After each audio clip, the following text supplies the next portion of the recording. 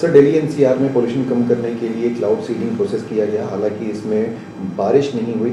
आपको क्या लगता है कि जो टारगेट आईटी कानपुर को अचीव करना था वो हुआ? आप इस प्रोसेस को कैसे देखते हैं?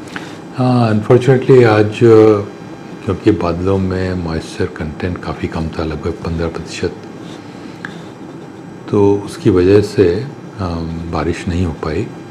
लेकिन फिर भी हमने बहुत अच्छी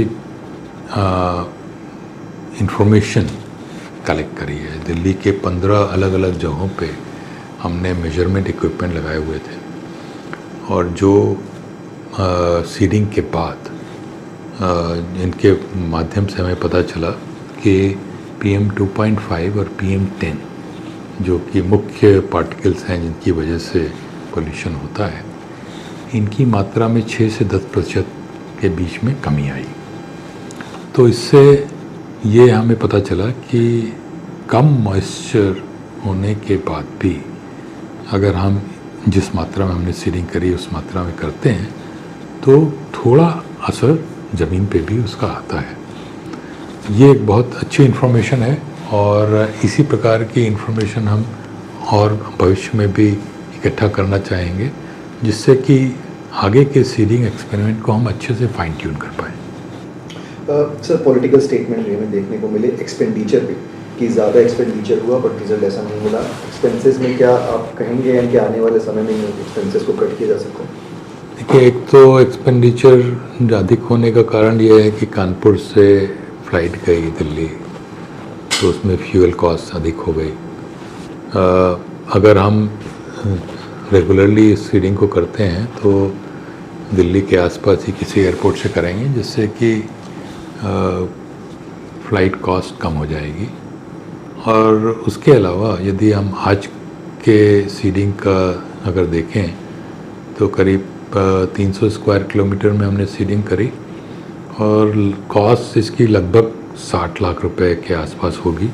हालांकि डिटेल कैलकुलेशन मेरे पास नहीं है, लेकिन मेरा अंदाज़ है, जिसका तात्पर्य है कि करीब 20,000 रुपये प्रति स्क्वायर किलोमीटर की कॉस्ट आई। और यदि हम 1,000 स्क्वायर किलोमीटर में करेंगे तो ये 2 करोड़ रुपए प्रति 1,000 किलोमीटर हो जाता है। और अगर हम पूरे विंटर सीज़न में इसको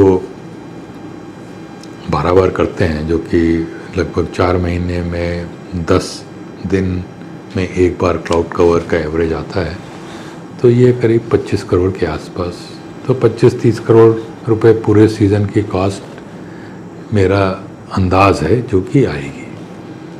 और अगर पूरे दिल्ली का पोल्यूशन का बजट देखें तो ये उसका बहुत छोटा हिस्सा है, तो मुझे नहीं लगता है कि कॉस्ट इसमें कोई बड़ा इशू है। सर, ये प्रोसेस वर्क कैसे करता है, एक बार एक्सप्लेन करेंगे किस तरीके से क्लाउड सीडिंग? क्लाउड सीडिंग में हम एक मिक्सचर जो कि बहुत फाइनली ग्राउंड होता है, ये मिक्सचर में कॉमन सॉल्ट, रॉक सॉल्ट और सिल्वर आयोडाइड के पार्टिकल्स होते हैं, इसको हम इंजेक्ट करते हैं क्लाउड्स के अंदर। तो हर एक जो इसका छोटा सा पार्टिकल होता है उसके चारों तरफ वाटर कंडेंस करने लगता है, और जब अधिक मात्रा में वाटर कंडेंसेशन हो जाता है तो ये बूंद भर के नीचे गिर जाता है, और जब बहुत सारी बूंदें बन जाती हैं इस प्रकार की नीचे गिरती हैं तो उसकी वजह से पानी बरसता है। एक आखिरी सवाल, 29 अक्टूबर को भी ये प्रोसेस जारी रहेगा? कितनी सॉर्टीज आएंगी, कितने राउंड होंगे, क्या चीज़ करें? तो हम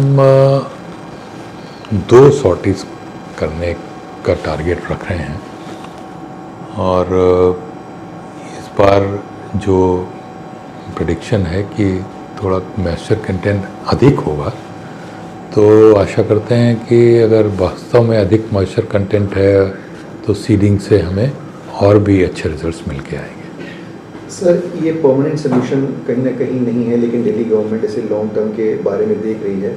आप कैसे सोचते हैं कि कैसे इसे ओवरकम किया जाए? ये परमानेंट सॉल्यूशन बिल्कुल नहीं है, क्योंकि और बल्कि मैं कहूँ ये आइडियल सॉल्यूशन नहीं है।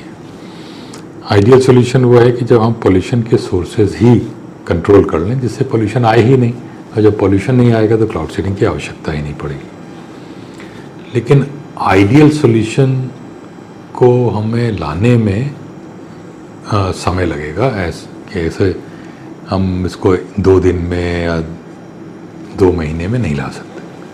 तो जब तक पोल्यूशन के सोर्सेस कंट्रोल में नहीं आते तब तक दिल्ली में पोल्यूशन होता रहेगा। और जब पोल्यूशन की मात्रा बढ़ जाएगी और लोगों को उससे परेशानी होने लगेगी तो क्लाउड सीडिंग हमेशा एक माध्यम के रूप में उपलब्ध है, जिससे कि कम से कम कुछ समय के लिए पोल्यूशन कम किया जा सके।